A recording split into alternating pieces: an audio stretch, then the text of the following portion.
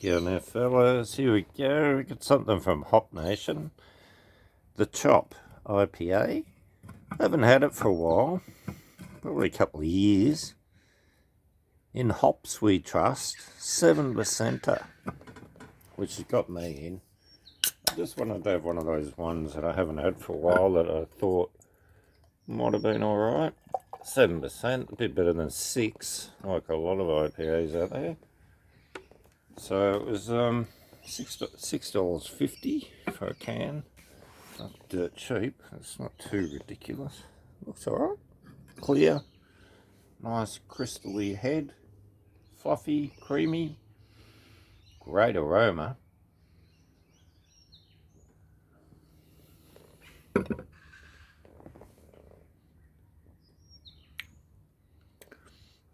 Taste. Pretty good. Thought it'd be a little bit stronger, but it's quite well balanced. Now I sort of remember it.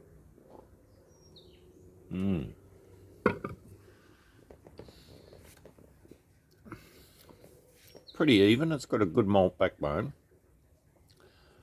and plenty of hops, plenty of flavour, but it's just balanced lovely. It's actually a really nice IPA. And what do they reckon? Melbourne-based brewing company specialising in production of small batch beers, not tied to any coast or fixed style. This American IPA is our chopped up take on a variety of IPAs hailing from the USA. Beer profile, pouring a hazy straw coloured. The chop carries big citrus and tropical notes. Probably, yeah, more tropical than citrus, a little citrusy. Finishing with a mild, balanced bitterness, featuring a killer combo of some of our favourite hops, Citra, Mosaic and Simcoe. Almost your standard hops for IPA these days. Some might use Centennial. Few others sort of get a crack here and there. Few use new ones and give them a go. Some taste weird. This tastes good. I like that combo.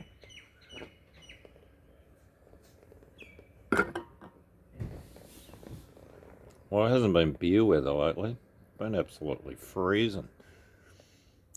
It was 4.5 degrees the other day at like 5:30 at night. And it's been not getting that much warmer during the day. Today's gone over 10, but it hasn't been over 10 degrees for a couple of days, so it didn't feel like a beer.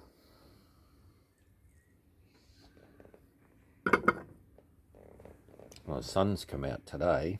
It didn't come out till this afternoon, about 1-2 o'clock, so time for a beer o'clock. And I think I'd hit 12 degrees before, which is, yeah, great. Spring.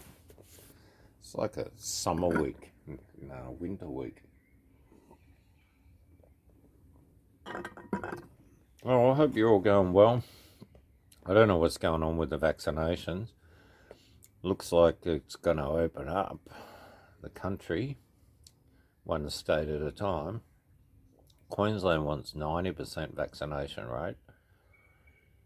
I think they're talking 70% double vaxxed in Victoria, maybe 80.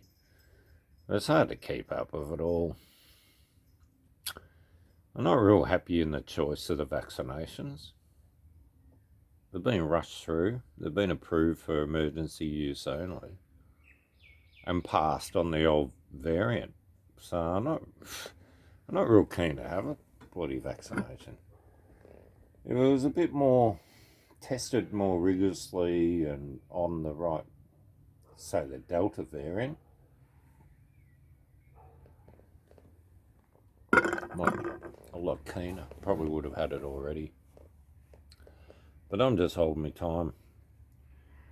So when they open up the country, I won't be allowed to go anywhere. Which is going to be strange, but in the same way, it's been the same anyway. It's just been the same as. And then you're not getting masks off. you guys vaccinated, you're going to be allowed into the pub, but once they hit 50, the door shuts. You got to be sitting down unless there'll be no standing up drinking at the bar. You'll have to sit down. You have to wear the mask unless you're drinking. And everyone's double vaccinated. I don't know how that works. That, to me, is like, get double vax, but then we're going to make you wear masks still. Huh? Does that make any sense? It doesn't if you look at the Israel study, because they're getting vaccinated people going to the hospital now more than unvaccinated.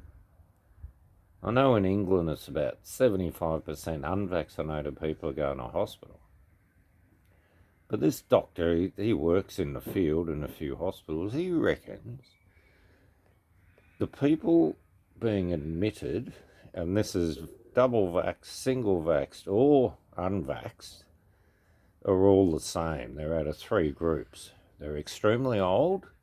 That's one group. The other group, they've got diabetes or some other comorbidity, like, an immunosuppressant disease or whatever. And the other group are the obese, terribly overweight. He said we're not getting healthy young people coming in. So I think media's playing a little game on all of us. Anyway, we had an earthquake today. I just thought I'd share that with you. It was like God was upset that they're mandating vaccinations that haven't been proven. Who knows what happens in a year's time? What happens if everyone that took Pfizer drops dead in the world? Everyone just drops dead. Or have heart attacks when they turn on bloody the next Wi-Fi thing they're going to do. What are we up to? 4G, 5G, imagine 6G. They turn 6G on and everyone with Pfizer just drops dead. That'll get rid of a few of the population, won't it? Anyway, so I'm going to hold off for a while. I'm going to continue my lonely life at home that it's been like for friggin' 18 months, hardly been out of the joint. And fuck your vaccination. I'm going to go and fucking meditate down the back of the property and be one with nature. I'm going to do that for about 3 months and see what happens. Then I might think about it. Maybe get Novavax or Moderna, but there's no way in the world I'll get Pfizer. Japan did a study. Out of 150 million shots of Pfizer, 1,000 people, just under, died. And I think it was 50,000 Moderna shots and they had 11 died. You work out the math. You're kidding.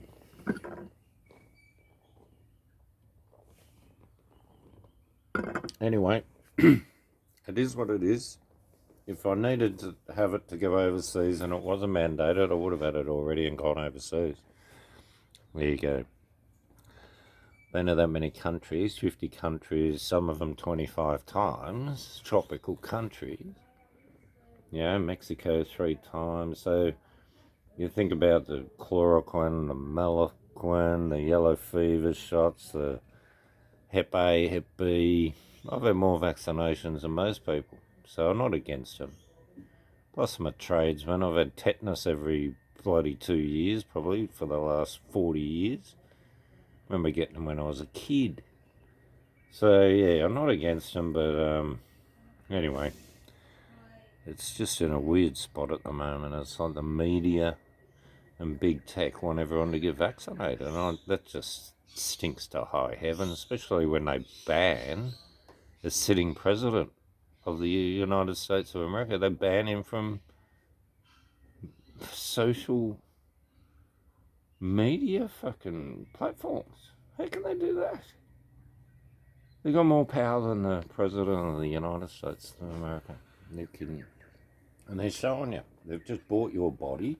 They own everyone's body that's had the vaccination. You're kidding. So, yeah.